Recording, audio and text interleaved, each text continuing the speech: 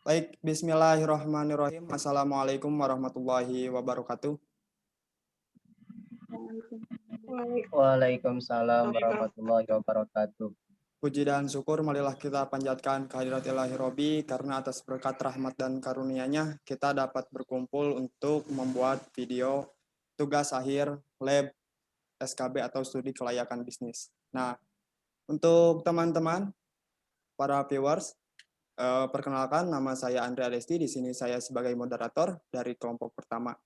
Untuk SKB sendiri merupakan studi kelayakan bisnis. Nah, di mana teman-teman ketika kita akan memulai bisnis, pasti pertamanya itu sedikit bingung apa saja sih yang harus dilakukan untuk mendapatkan jalan yang istilahnya bisa mengatasi permasalahan-permasalahan dalam dunia bisnis. Nah, karena ketika niat mendirikan sebuah bisnis, ide cemerlang pun belum tentu cukup untuk membuat bisnis Anda sukses. Ada beberapa faktor yang perlu dipertimbangkan. Oleh karena itu, studi kelayakan bisnis ini perlu untuk dilakukan. Meskipun penting untuk dilakukan, akan tetapi banyak pengusaha yang kerap mengabaikan studi kelayakan bisnis ini. Akibatnya, sebagian usaha yang dilakukan terkadang menemui jalan yang buntu atau bahkan gulung tikar.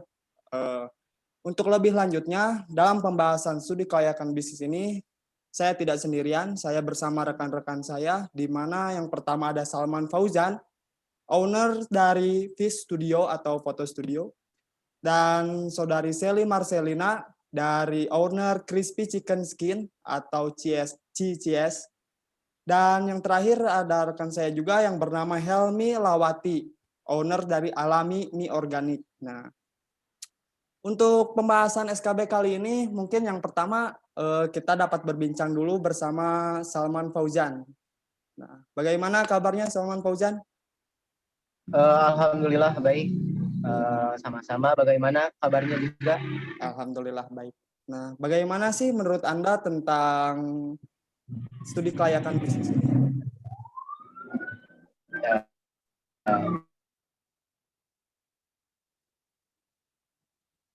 dari P Studio yang bergerak terhadap foto studio.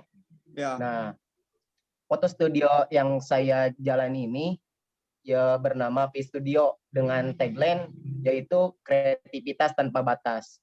Mengapa tagline saya kreativitas tanpa batas? Karena saya ingin kami ingin memaksimalkan kreativitas diri kami, juga rekan-rekan sekalian, tim kreativitas, sehingga tidak ada batasnya gitu. Nama ini diambil dari kebiasaan kebanyakan orang yang sering bergaya dengan menggunakan tanda peace. Yaitu salam dua jari, yang berarti salam damai. Betul. Juga pemilik memberi nama ini juga agar mudah diingat oleh konsumen. Oh ya, karena simpel ya, Kang ya? Ya, karena simpel juga. Terus, Kang? Mengapa saya mengambil bisnis ini? Dilihat dari manfaat bisnis ini, yaitu yang pertama, kita dapat menumbuhkan jiwa entrepreneurship kami sebagai mahasiswa. Yang kedua, membuat usaha yang menguntungkan dengan, ya saya juga melihat peluang-peluang yang ada di sekitar lingkungan bisnis yang saya bangun. Yang ketiga, mensinergikan antara cetak digital dan desain grafis dengan teknologi komputer. Ya. Yang keempat, saya mengabadikan momen. Banyak kan teman-teman sekalian yang hanya mengabadikan momen lewat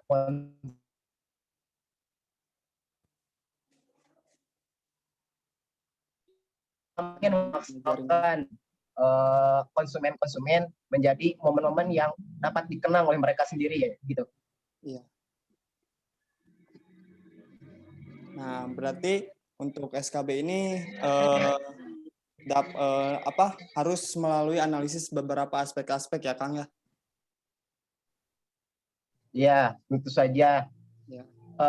Sebelum saya mendirikan bisnis ini, saya juga sudah melihat dari berbagai aspek-aspek, yaitu misalnya dari yang pertama aspek pasar, bagaimana aspek pasarnya, aspek pemasarannya gimana, aspek lingkungannya gimana, juga aspek-aspek yang lainnya. Ya. Yang pertama, saya akan menjelaskan mengenai aspek pasar. Dilihat dari sisi produsen, yang dapat dilihat dari jenis usaha ini, usaha foto studio ini, termasuk ke dalam bentuk pasar, yaitu pasar persaingan sempurna. Pasar persaingan sempurna ini merupakan pasar yang dimana produsen dan konsumennya banyak dengan barang yang homogen. Selain itu, persaingan antar produsen pun cenderung tidak tampak. Kemudian jika dilihat dari sisi konsumen, perusahaan P-Studio ini adalah pasar konsumen. Mengapa? Karena barang yang dijual langsung dikonsumsi oleh konsumen dan tidak untuk dijual kembali. Jadi untuk dinikmati oleh konsumen itu sendiri.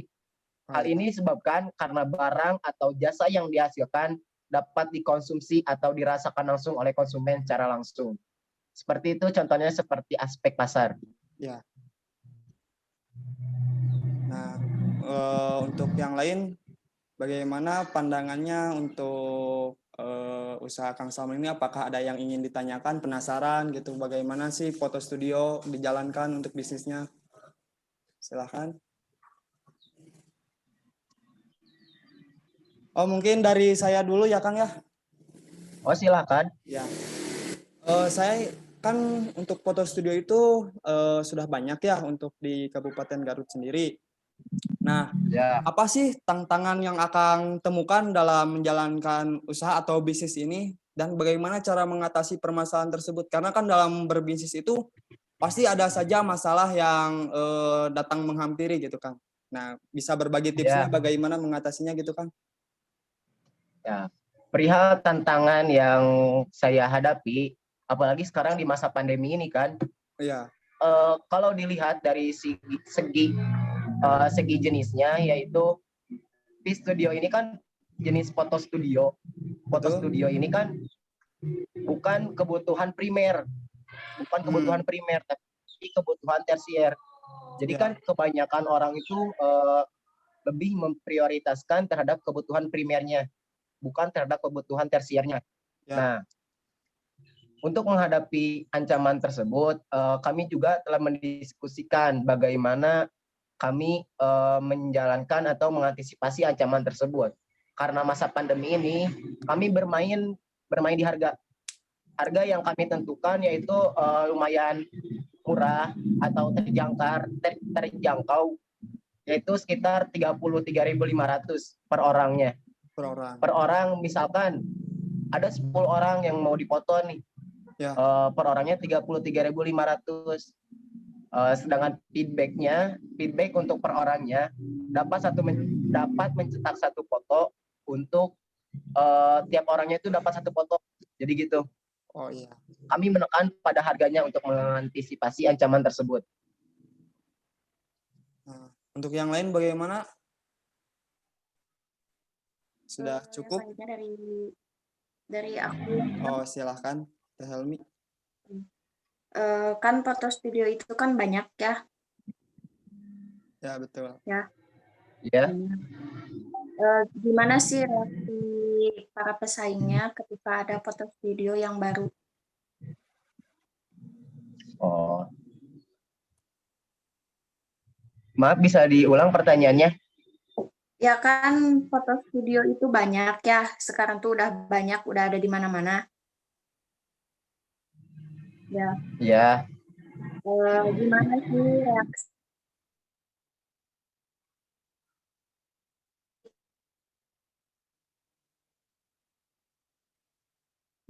Untuk reaksi pesaing, kami juga meninjau terlebih dahulu bagaimana reaksi pesaing jika bisnis kami muncul untuk bersaing dengan yang lainnya. Untuk mengantisipasi hal tersebut, kami mempunyai keunggulan-keunggulan yang dapat memecahkan ancaman tersebut, yaitu yang pertama, keunggulan kompetitif kami. Yang pertama adalah seorang fotografer yang handal. Mengapa dikatakan handal dan berpengalaman? Karena sebelumnya fotografer kami ini bergerak secara online. Maksudnya secara online itu yaitu sesuai ada pesanan. Telah memiliki pengalaman beberapa tahun ke belakang dengan menjadi fotografer pada acara pernikahan, prewedding ataupun event di dalam sekolah. Selain itu, kami tidak hanya fokus pada foto studio saja, tapi kami juga memiliki produk sampingan, yaitu seperti foto dengan wall decoration dengan ukuran 20 sampai 30 cm yang minimalis, dengan papan kayu MDF yang memiliki ketebalan 9 mili yang tahan lama dan tidak mudah untuk berjamur. Nah, seperti itu. Jadi untuk tipsnya, jadi harus dipikirkan matang-matang begitu ya Kang ya. Bagaimana dari pesaing, bagaimana dari pemasaran, bagaimana juga harga juga menentukan, terus tenaga kerja yang profesional juga harus dapat menampung atau dapat menopang gitu ya Kang. Iya. Ya. Terima kasih Kang Salman dari Peace Studio. Sekarang saya akan berlanjut ke Saudari Sally Marcelina, owners dari Crispy Chicken Skin. Nah, bagaimana sih untuk bisnis chicken ini? Ya, halo. Seperti yang kalian tahu ya, bisnis yang ingin saya jalankan itu adalah Crispy Chicken Skin atau CCS. CCS itu diambil dari bahasa Inggris atau dalam bahasa Indonesianya yaitu keripik kulit ayam. Udah jelas dong ya, bahan bakunya itu kulit ayam. Okay. Usaha ini merupakan usaha yang di bidang kuliner yang mudah dan praktis. Sangat cocok juga dijadikan cemilan atau dijadikan sama nasi ketika berkumpul dengan teman atau keluarga. Produk ini juga digemari sih kayaknya ya di semua kalangan, mau anak-anak sampai dewasa juga. Penjualan ini juga bisa dilakukan secara offline maupun online. Untuk penjualan online melalui media sosial seperti Instagram, WhatsApp, Facebook, atau marketplace yang lain. Kalau offline bisa dari mulut ke mulut atau dari rekomendasi teman-teman yang lain kayak gitu. Alasan saya membuat usaha ini, yang pertama pernah sih dulu waktu SMA saya bikin usaha ini dan menurut saya usaha ini bagus gitu sih. Oh iya. Nah untuk yang media online gitu teh ya, kalau pengirimannya menggunakan media apa ya?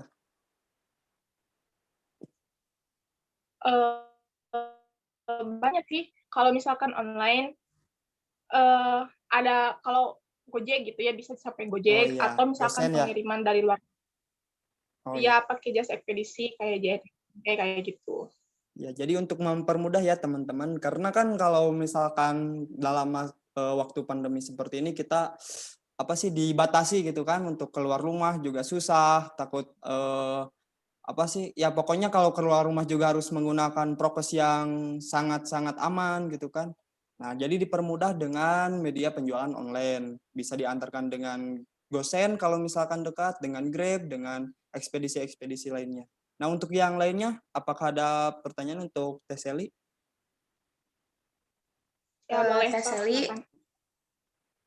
Teh Sally, aku mau nanya ya. Kenapa sih milih bagian ayam, bagian kulitnya gitu, enggak bagian yang lainnya gitu? Kan si kulit ayam tuh identiknya tuh kayak gak sehat cenah lemak gitu kan. Kadang suka dibuang gitu kan ya Kang? Iya. Jadi bagaimana Teh Sally? Karena kan konsep pertama itu keripik ya.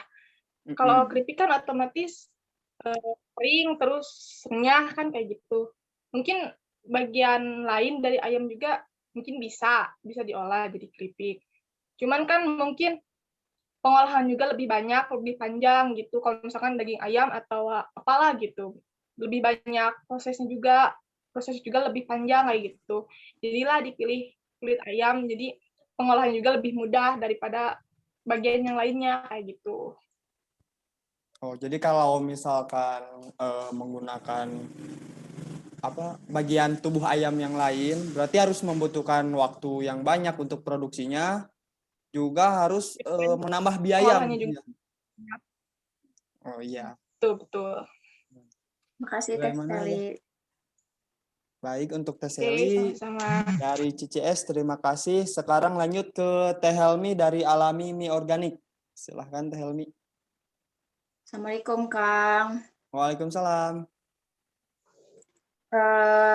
Studi kelayakan bisnis yang saya buat ya, yaitu Alami Mie Organik ya. Usaha ini tuh bergerak di bidang manufaktur.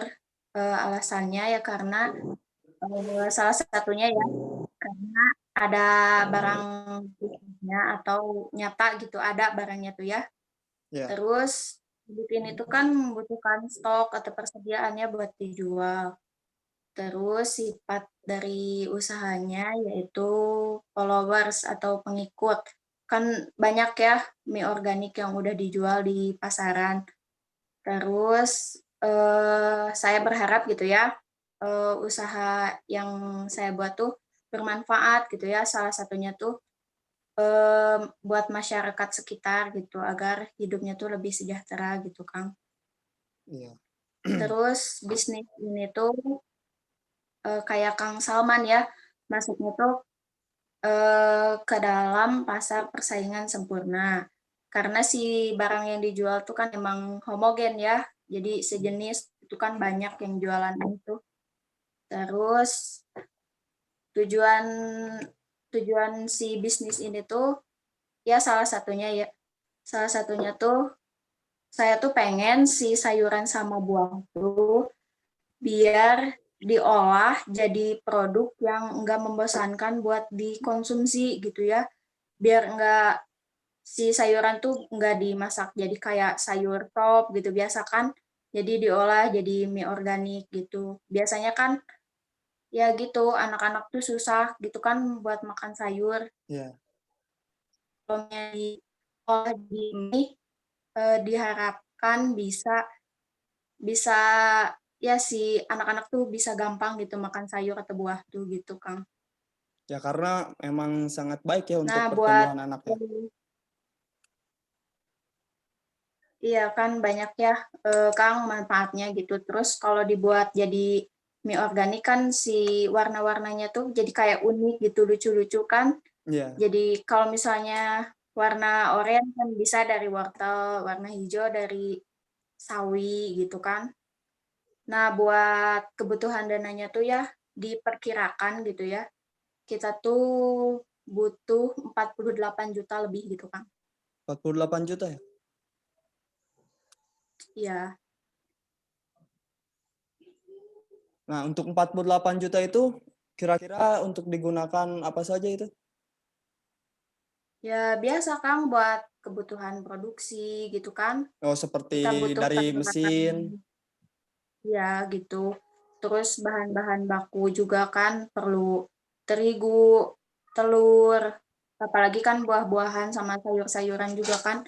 Kita tuh pasti pilih yang berkualitas, enggak yang sembarangan kayak yang ibaratnya ya yang disebut BS gitu kan, enggak mungkin pakai yang kayak gitu kan ya. Ya, betul. Pastinya juga si sayurnya juga kita tuh pilih yang sayuran organik gitu. Nah, bagaimana tanggapannya dari rekan-rekan yang lain? Izin bertanya boleh? Ya, silahkan Kang. Ya, Bagaimana sih kemasan yang menarik gitu agar konsumen dapat tertarik untuk membeli produk kita gitu Kak? Kalau menurut saya sih ya, si kemasan yang sekarang sih yang ibaratnya ya sederhana tapi estetik gitu kan ya. Jadi instagramable gitu. Yang kalau misalnya tuh di foto tuh lucu gitu kan, terus unik gitu, tapi yang nggak berlebihan gitu Kang. Tapi emang emang bisa melindungi si produk dari cuaca gitu kan ya, dari jamur misalnya. Tapi tetap dari segi keindahannya juga diperhatikan gitu. Ya, makasih. Mungkin dari yang lain sudah cukup. Nah, Izin bertanya ya, ya, Teh Teh Sally. Helmi. Ini kan Ya gimana? produknya itu banyak gitu ya manfaatnya. Tentunya ada nggak sih kelemahannya dari produk ini? Ada sih ya Teh gitu. Kan namanya juga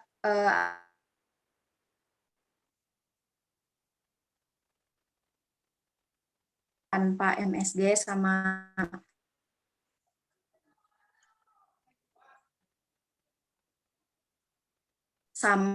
mie instan apalagi ya. Jadi kelemahannya tuh ya emang nggak tahan lama, paling 1 minggu gitu di suhu ruangan, 2 minggu di freezer gitu atau lebih lama lagi gitu.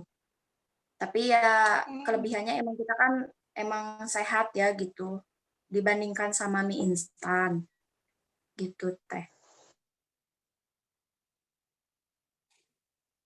Kasih. Ya, baik.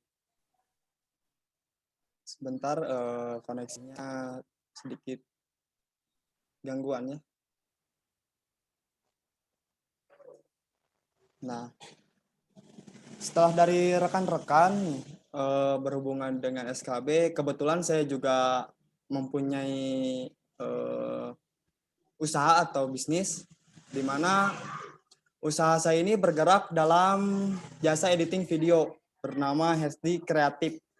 Nah, di mana kan kalau misalkan HD itu high quality ya, untuk penamaannya itu yang merupakan apa sih ya, diadopsi gitu dari HD, ditambahkan dengan HD Kreatif. Nah, di mana saya bergerak di bidang jasa editing video. Video adalah teknologi untuk menangkap gambar, merekam, memproses, mentransmisikan, dan menata ulang gambar bergerak. Di mana yang saya edit ini adalah video digital. Karena kan banyak macam-macam video yang sebelum-sebelumnya menggunakan media perantara lain. Nah, yang saya gunakan adalah video digital. Video digital sendiri berarti adalah berkas komputer yang digunakan untuk menyimpan kumpulan berkas digital seperti video, audio, informasi, dan lain-lain. Di mana saya berharap untuk usaha ini tentunya memiliki manfaat usaha, di mana yang pertama adalah menambah pendapatan, yang kedua membuka lapangan pekerjaan bagi banyak orang. Nah, karena saya kira khususnya untuk daerah saya sendiri masih cukup banyak yang tidak memiliki pekerjaan, sehingga saya bercita-cita untuk membuka lapangan pekerjaan untuk di daerah saya sendiri. Nah, ada salah satu aspek yang saya analisis adalah aspek pasar, di mana dari sisi produsennya HD Kreatif ini termasuk dalam pasar monopolistik, suatu bentuk pasar di mana terdapat banyak produsen yang mempunyai atau menghasilkan barang serupa, tetapi tetap memiliki karakteristik yang berbeda. Nah, misalkan seperti tadi ya, Kang Salman dengan foto studio yang lain pasti mempunyai karakteristik yang berbeda. Nah, ini yang disebut dengan pasar monopolistik. Terus dari sisi konsumen juga, HD Kreatif termasuk ke dalam pasar konsumen. Karena pasar konsumen maaf, barang yang dihasilkan oleh HD Kreatif ini dikonsumsi langsung oleh konsumen, tidak untuk diperjualkan kembali. Nah, untuk editing video kami dikhususkan untuk mengedit video acara pernikahan. Karena acara pernikahan ini kan apa ya, sakral gitu kan. Juga kenang-kenangan untuk masa depan, masa tua. Nah, jadi perlu adanya dokumentasi untuk pernikahan tersebut. Nah, itu sih kalau untuk bisnis dari saya. Apakah ada yang ingin ditanyakan? Oh, izin bertanya Kak. Iya, silakan Kak. Hampir sama ya jenis bisnisnya seperti yang saya analisis gitu ya. Ya, Eh, Pertanyaan saya, kebanyakan orang kan sudah mulai dapat melakukan editing gitu ya di HP-nya gitu. Dan banyak juga aplikasi-aplikasi editing di HP, di handphonenya gitu. Ya. Nah, bagaimana Kakak mengantisipasi ancaman tersebut gitu? Kan banyak gitu orang yang sudah punya editing gitu di HP-nya. Dan bagaimana gitu Kak? Sepengalaman saya dan teman saya, mengedit video di HP itu emang mudah, simple, tapi untuk apa ya, kualitas sama efek-efek yang diberikannya terbatas gitu. Beda Iya. seperti dengan software yang kami pakai, di mana software yang kami pakai ini salah satunya adalah Adobe Premiere. Di mana Adobe Premiere ini mempunyai kualitas untuk mengimport video itu lebih bagus untuk diimport atau untuk hasil editingnya. Jadi untuk gambar video itu tidak pecah gitu kan. Kalau misalkan di HP kan terbatas gitu kan. Sama Oh, iya. durasi waktu Seperti juga saya kan. kan, ya, seperti saya kan ngedit pada Adobe Illustration seperti di komputer. Kalau ngedit di HP kan ya Ya betul. emang mudah, tapi Mudah, kualitasnya kualitasnya jelek betul. gitu. Karena kan yang harus diutamakan Terima itu kasih, Kak. kualitas. Ya, sama-sama. Kalau dari yang lain?